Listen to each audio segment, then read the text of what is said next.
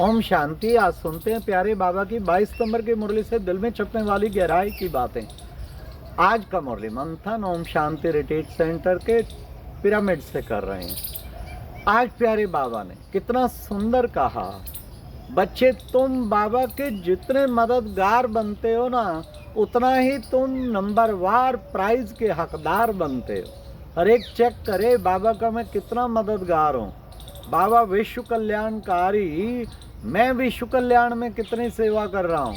या छोटे से अपने गांव में ही बस कोर्स करा लिया, ये करा लिया। हाँ, विश्व का मददगार हूँ। सबसे पहले तो इसमें मनसा सेवा वालों का नंबर लगेगा, जो मनसा सेवा से सारे विश्व की आत्माओं को इमर्ज करके रहम की दृष्टि से रहम दिल कृपालु बन के, दयालु बन के उन पर किरणें डालते हैं, तो बाबा ने कहा वो अधिक मददगार है ना। और फिर बाबा की हर प्रकार की सेवा, दिल ना चुराना, दिन रात अथक सेवा करनी पड़े, खूब करना, तो बाबा ने कहा वो फिर अधिक प्राइज के अधिकारी बनेंगे। ऐसे ऐसे प्लान, जैसे कोई मेला करता लाखों देख जाते, तो करने वाले को बहुत दुआएं मिलती, आशीर्वाद मिलता। बाबा कहते ऐसे ऐसे काम करो जिससे बच्चे तुम लाखों करोड़ों के निमित्त बने। सोशल मीडिया की सेवा भी अब पिछले 5-5.5 साल से एक दिन भी मुरली मंथन, अव्यक्त मुरली, दोनों चीज़ें नहीं मिस की, तो कितने हजारों आत्माओं की दुआएं मिलती हैं ना। तो बाबा कहते कि बच्चे तुम अंदर भावना बाबा के कार्य में मददगार, जो बाबा ने कहा उसकी धारणा खुद भी करनी है, औरों को भी करानी है। आज बाबा ने फिर कहा कि बच्चे देखो, तुम जो है देवताओं, अपने जांच करनी, मेरे में कोई अवगुण तो नहीं है। चेक करो कितने अवगुण, कहीं काम का कांटा, किसी में क्रोध का बचा हुआ है, किसी में लोभ का बचा हुआ है, किसी में अहंकार घड़ी घड़ी आ जाता है। कितने साल हो गए उस पुराने संस्कार को नहीं तोड़ पाते। दिलकश भी नहीं होना है कि मैं तोड़ तो पाता नहीं हूँ, छोड़ दो, नहीं। अनेक गुण भी हैं, सेवा भी करते हैं, धन भी सफल करते हैं, योग भी खूब लगाते हैं, परंतु बाबा ने ये ड्रामानुसार कोई ना कोई संस्कार पीछे है। बाबा कहते उस संस्कार को तोड़ना, घबराना नहीं, डरना नहीं, दिलकश नहीं होना। तो बाबा ने कहा जो अवगुण है उन्हें निकाल देना, तुम्हें देवताओं समान मीठा बनना है। चेक करो मैं देवताओं समान मीठा बना हूँ, मेरे को ऐसे कहीं कड़वापन तो नहीं है। अगर कड़वापन है तो उसे निकाल देना। कहते हैं ना, bitter word are injurious than sword. जो कड़वे शब्द होते हैं ना, वो तलवार से भी अधिक घातक होते हैं।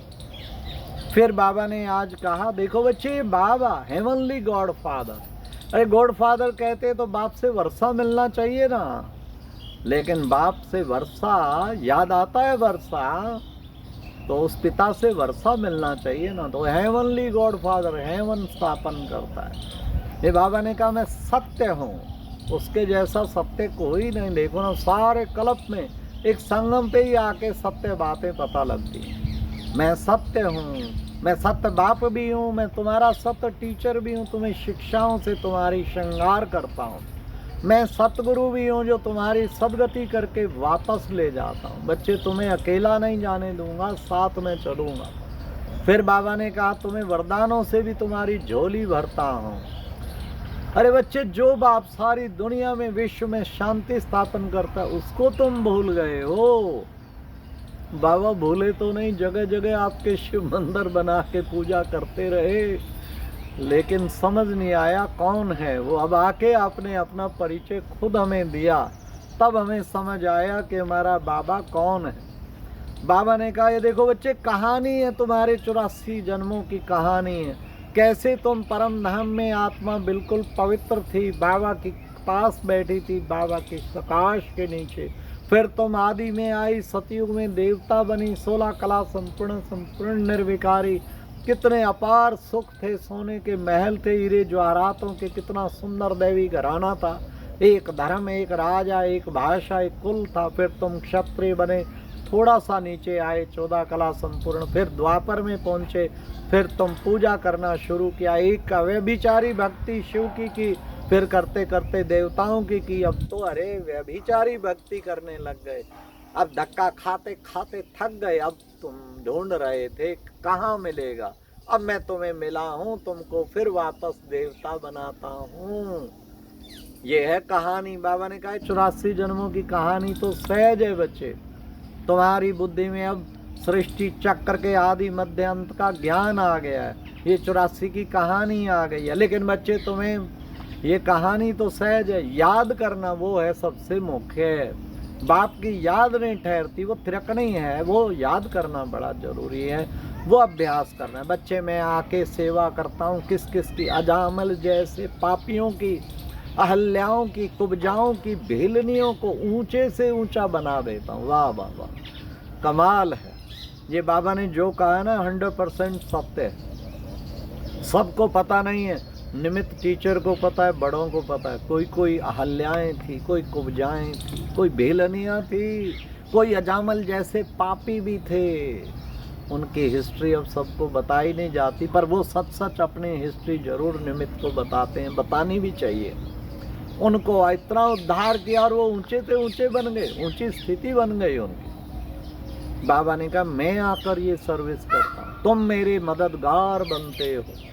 जितना मदद बाबा का करेंगे उतना उच्च पद पाएंगे और नंबर 1 प्राइज के अधिकारी बनेंगे। बाबा ने कहा, फिर बाबा ने कहा कि बच्चे देखो, अब तुम बच्चे क्या गाया भी जाता है क्या, ज्ञान अंजन सतगुरु दिया, अरे अज्ञान अंधेर विनाश।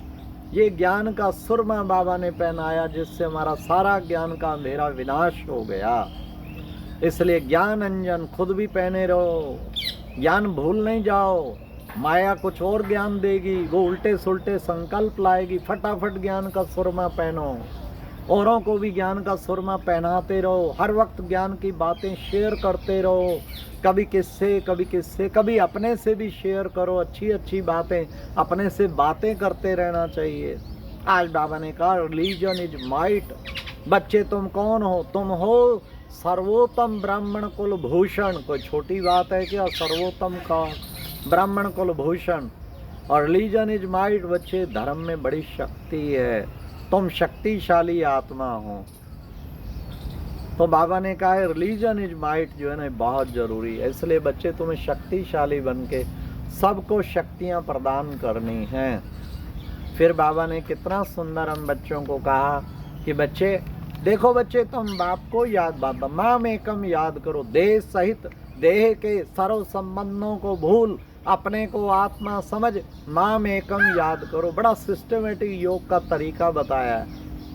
क्या कि देह सहित देह के संबंधों को भूल। पहले वैराग्य बाबा लाते हैं, इनको भूल। जब तक नहीं भूलेगा फिर अपने को आत्मा निश्चय कर, फिर बाप को याद कर। याद तब ठहरेगी, पहले सबसे नाता तोड़, फिर आत्मा निश्चय कर और फिर बाबा की याद ठहरेगी। बाबा ने कहा मौत सिर पर खड़ा है, बिन बिन बम्स फेंकते रहते हैं, विनाश कितनी तैयारियां चल रही हैं, मंडरा रहे हैं उनके बादल। लेकिन there is some planning of drama. जब तक सफाई नहीं होगी स्वर्ग के द्वार कहाँ से खुलेंगे? स्वर्ग के द्वार खुलने की तैयारी हो रही है। वहाँ तो बच्चे सब कितने सुखी होंगे। एक धर्म, एक राजा, एक भाषा, एक कुल, एक मत होगा। और ये साइंस वहाँ सुखदायी बनकर सबको स्थायी सुख देती है। इसलिए बाबा ने कहा ऐसी दुनिया में मैं तुम्हें ले जाने के लिए आया हूँ। 2500 वर्ष तक तुम सुख शांति का साम्राज्य प्राप्त करेंगे।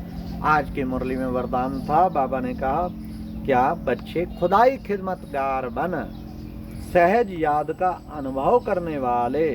हाँ, खुदाई खिदमतगार की स्मृति से सहज याद का अनुभव करने वाले सहज योगी भव। बाबा की सेवा है, बाबा का कार्य है, बाबा का हर वक्त कुछ भी करो, बाबा का कर रहा हूँ, बाबा का कर रहा हूँ, बाबा करा रहा है, करण करावनहार बाबा है। बस खुदाई खिदमतगार। बाबा ने कहा खुदा को खिदमत से कभी भी जुदा नहीं करो।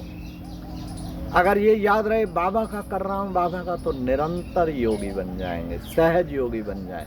सेवा सहज योगी बना देती है। फिर आज बाबा ने स्लोगन में भी कितना सुंदर कहा क्या कि बच्चे सदा गॉडली स्टूडेंट लाइफ याद रहे तो माया आ नहीं सकती। सदा गॉडली स्टूडेंट याद रहे कि हम गॉडली स्टूडेंट हैं, भगवान के स्टूडेंट हैं, ये सदा याद रहेगा तो फिर माया नहीं आ सकती। गॉडली स्टूडेंट को चारों सब्जेक्ट याद रहनी चाहिए, ज्ञान, योग, धारणा, सेवा। ज्ञान मनन खूब करें, योग ज़्यादा से ज़्यादा लगाएं, धारणा भी अधिक से अधिक हो, चारों ही सब्जेक्ट की रोज चेकिंग करें, तब समझो बाबा ने कहा माया नहीं आ सकती। और यही अव्यक्त इशारा था कि आप हर सेवा केंद्र में योग अग्नि प्रज्वलित कर दो तो लगन की अगन से फिर सब कुछ जघन हो जाएगा, विनाश हो जाएगा, आपके विक्रम विनाश हो जाए। अच्छा, ओम शांति। ये थी आज की मुरली से दिल में छपने वाली गहराई की बातें। ओम शांति।